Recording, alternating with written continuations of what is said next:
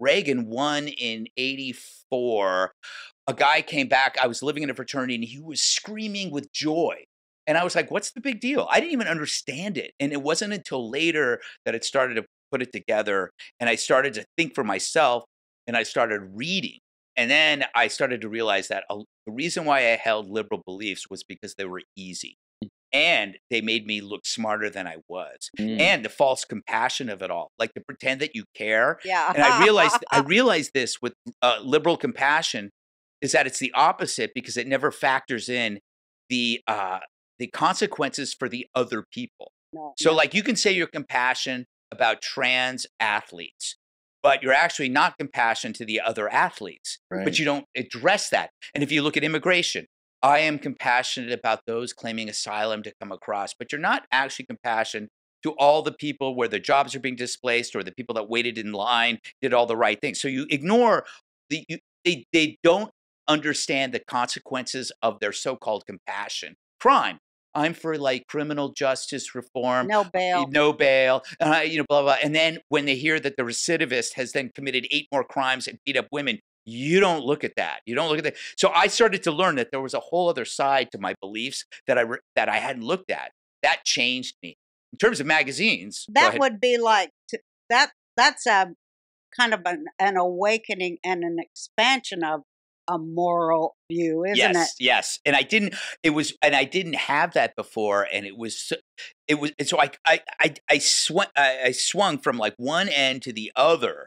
And then I started becoming like a crazy little right winger. I went to an animal rights concert where the B-52s were playing, and I was handing out like stickers that said "Nuke the whales," just really. And there was a one that said how they have like I Heart Baby Seals. It was the club from I Club Baby, and I was handing these out. That's how. So it was. I kind of probably went a little too far, but that was in D.C. when I was an intern, and then I ended up writing, trying to learn to write. Well, trying to learn to write for magazines and stuff. I ended up as the fitness editor of Prevention magazine. I don't know if you remember Prevention. I do. Yeah. Mm-hmm. And then from there, I hopped over to Men's Health, became the editor. I was fired from there after doing a piece called The Best Colleges for Men. This is like 2000.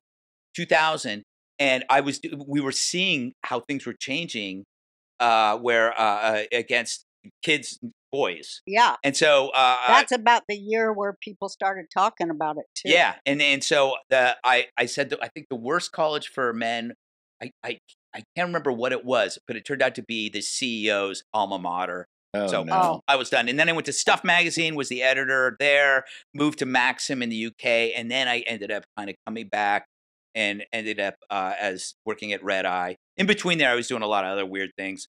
But Red Eye was my first TV show. Didn't know what the fuck I was doing. Had no idea. Fox basically said, I showed up there and they said, we're going to do a show. And I figured like 3 months. And they go, yeah, so you're going to rehearse for a couple of days and then we're going to go live on Monday. And I was shitting myself. I was drinking during the rehearsals. Right. Drinking before the show, drinking after the show. Me and the other panelists would go to this bar and we'd be like, oh, what are we doing? And then within 5 months, it became something like fun. It was like all of a sudden we figured it out. You're not supposed to care. Right. You're not supposed to care. Why do you care? Who cares if you screw up? That's part of the show. And then all of a sudden it became such a weird cult phenomenon. And we started getting numbers. We were beating Morning Joe. I remember that. Like at 3 a.m, we were beating Morning Joe at MSNBC, which is on at like 9. Yeah. And we started just getting. That's amazing. Yeah. That's college kids, right? Yeah. And also like insomniacs, truck drivers. Right. It was. I remember like we had our core audience was like breastfeeders. I'm sorry, chest feeders. Oh yeah. Yeah. Does it say that in the demographic? Yeah. But it was, and then he started the 5, and it was like Ailes was like, put this guy in there, maybe see what happens. And, it was, it just fucking took off. That thing was like crazy. Yeah, that was like, crazy. Yeah. And then I got my show on the weekends, and then that became nightly.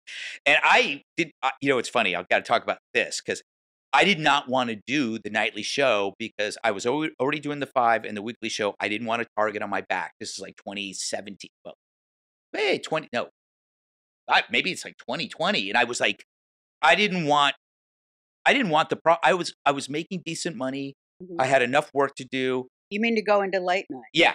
I was just going to do my show. You thought it was going to be like a Joan Rivers thing. Yeah. Remember how they tried to kill her for late night? Yeah, but also everybody it was cancel culture. And I remember telling the boss, I go like, I don't think, I'm going to think about it. And I talked to one late night host, Dennis Miller, and he said, Greg, you got a good thing going. Don't you blah, blah, blah. And he convinced me, don't do it. And then I called Tucker and I go, yeah, Tucker. And I'd already made up my mind. I wasn't doing it. I'm not doing the show. And so, but something made me think I should just call Tucker. I go, hey, Tucker. I go, so Fox offered me this nightly thing. And he goes, you got to do it. What are you thinking? You have to do it. And I go, but I think, and he goes, no. You have to gee, this is great. And I'm like, I had already made up my mind. I'm supposed to tell them on Monday. That was on a Friday. And he completely turned me around. And he was like, why are you even hesitating? And I was trying to explain to him, and he goes, who cares? It's like, who cares? Just do it. And then I just go, my God, he's right. And it was like I needed somebody to just kick me in the face. Yeah. And because he has that energy, he has, he's fearless. Yeah, and it's like, sometimes you need somebody to kind of like transfuse their fearlessness into you. Yeah. And that's what happened. And then I was like, you know what? If people come after me, people come after me. And then we went out balls, to the wall, rude, unapologetic. And there was nothing people could do about it. Right. When you do that, when you say fuck them, you just like, you know. Well, it gets funny. So that's what I was going to ask you about. But you never did stand up or any of that kind of stuff. No. So it doesn't make sense to me how you went from just a regular and then get funny without stand up. I think it was from. I've been asked this from editorial meetings in magazines when we would meet and to discuss ideas. So you'd have like 6 or 7 people there. I would run these meetings and it'd be like, what do you think, Steve? And we're talking about something. And then we would just go, and we'd spend hours doing this to do a monthly magazine. And then would be cover lines coming up with. I think a lot of it came from those meetings because I do stand up now on these shows, but it just, I never thought I loved stand-up comedians. I mean, I was like, that's all I watched on the Tonight Show. I was a Tonight Show freak, a Letterman freak, all of that. But I just never thought I could, that would be my thing. I was a writer. I was somebody that like writes funny stuff, or I'm going to write a novel. And then this just kind of happened. And I just kept moving toward it. And then it just turned into this thing. But are you so you must be so gratified? Oh, I am. It's so, first of all, it's unheard of. It's amazing. It's a huge victory against everything that we all hate. Yes. I have to stop and think about, it's not just a show. It's a show that so many people wanted to stop. Yeah. So it's more than success in a way. It's a victory. And also I forget that I talked about this, we talked about this with Breitbart when he was alive about there needs to be this thing. Yeah. There needs to be this thing. I didn't know that it was going to be me. Yeah. Yeah. It was like, Red Eye, we tried to do that, but we assumed that we're on at 3 a.m. when nobody watches. This is like a ghetto. But it was actually, Ailes was really smart.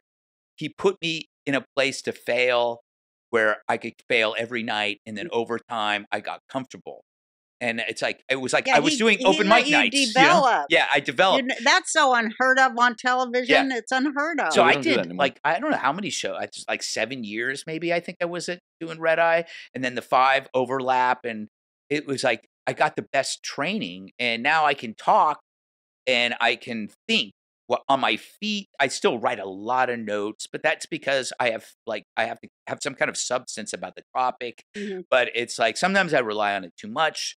But it's like I think it's It happened at the pace that it was supposed to happen. Yeah. Oh, you see